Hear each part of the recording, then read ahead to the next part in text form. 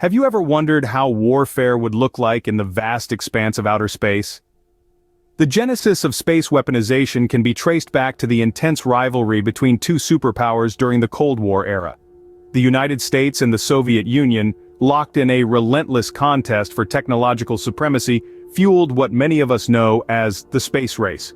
The two superpowers were not just racing to put a man on the moon, they were playing a high-stakes game, with the winner set to control the ultimate high ground, space.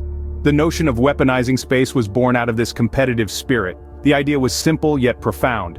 If one could control space, they could control the world. The technology of the time, however, proved to be a significant obstacle. The dream of space weapons was largely confined to the realm of science fiction. But as the years passed, the technology caught up.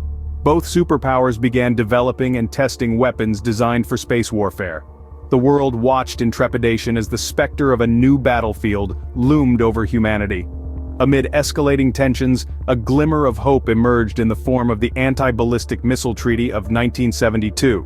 This treaty, signed by both the United States and the Soviet Union, limited the use of missile defense systems, effectively slowing down the arms race in space.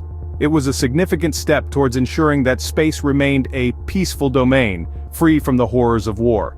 However, it's important to remember that while the treaty slowed the pace of space weaponization, it did not stop it.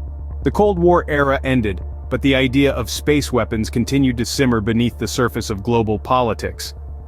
As the Cold War ended, the world started to view space differently, but the idea of space weapons never truly disappeared. With the Cold War behind us, did the idea of weaponizing space vanish into thin air? Not quite. Far from disappearing, the concept of space weaponization continued to evolve, albeit subtly.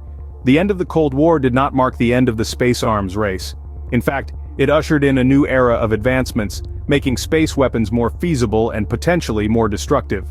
In the aftermath of the Cold War, nations continued to research and develop space weapons. This was no longer a matter of ideological supremacy, but rather a race for strategic advantage. The idea was not to dominate space, but to ensure that if conflict were to break out, they'd be prepared. Indeed, the years following the Cold War saw a surge in technological advancements. Space weapons were no longer confined to the realms of science fiction. They were becoming a tangible reality. The advent of satellites, for instance, offered a new platform for potential weapons. These could be used for surveillance, intelligence, and even direct attacks. Further, the proliferation of missile technology during this period opened up new possibilities.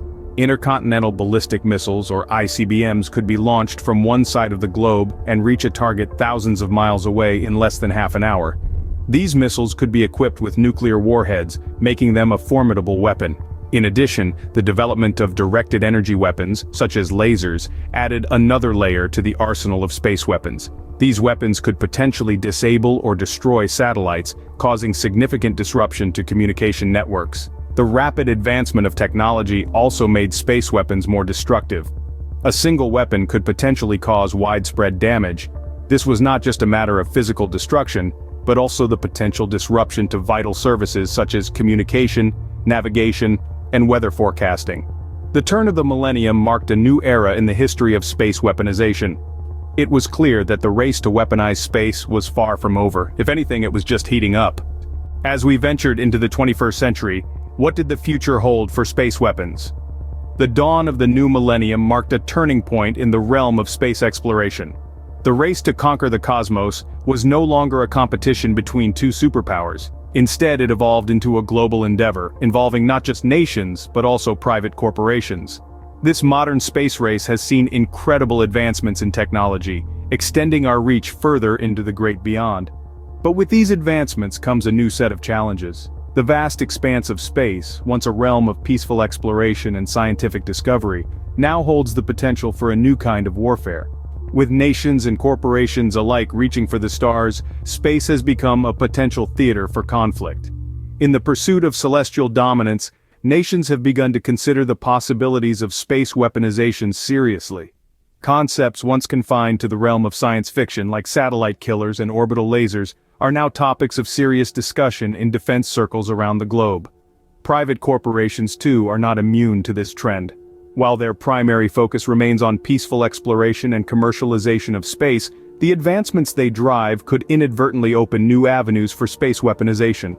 The technology that allows us to mine asteroids or colonize Mars could, in the wrong hands, be repurposed for nefarious ends. This is not a prospect to be taken lightly.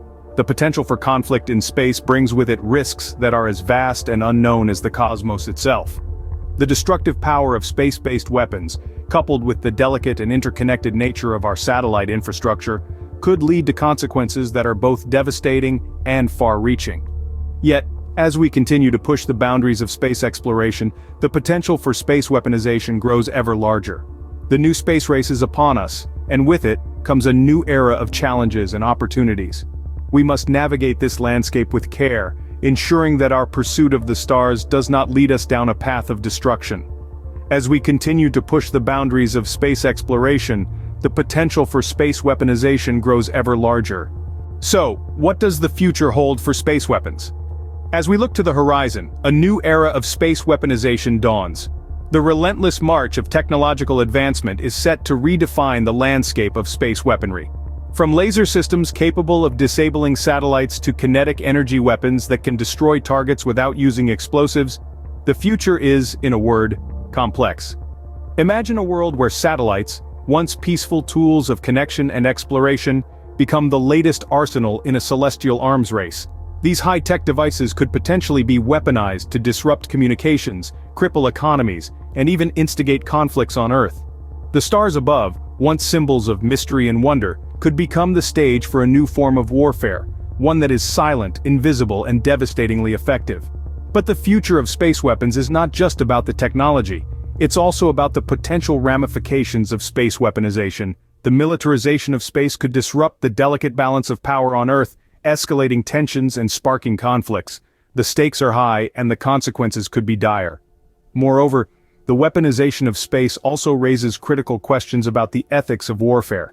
Is it right to transform the final frontier into a battlefield? Can we justify the potential loss of life and property that could result from a space-based conflict?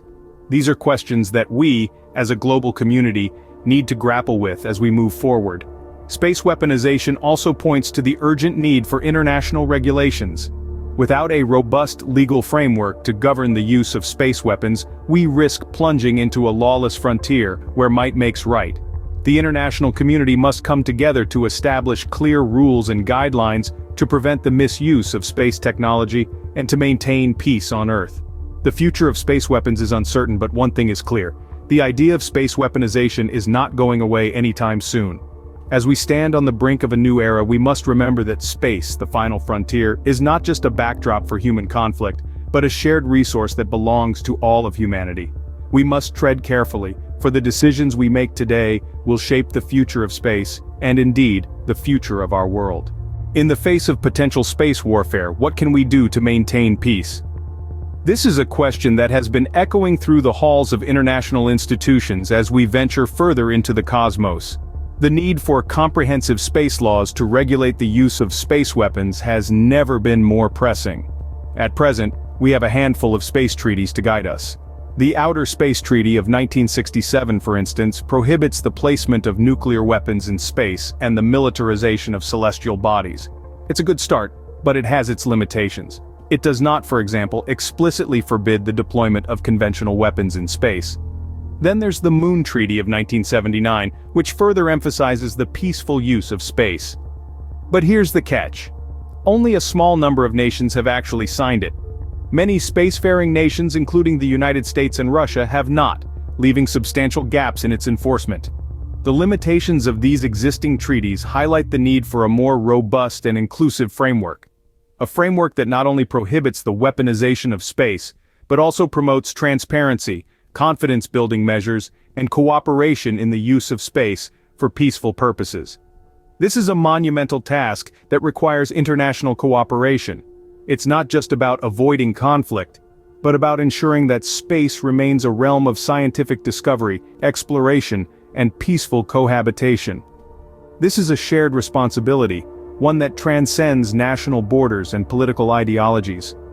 The weaponization of space isn't just a military issue, it's a global concern that affects us all.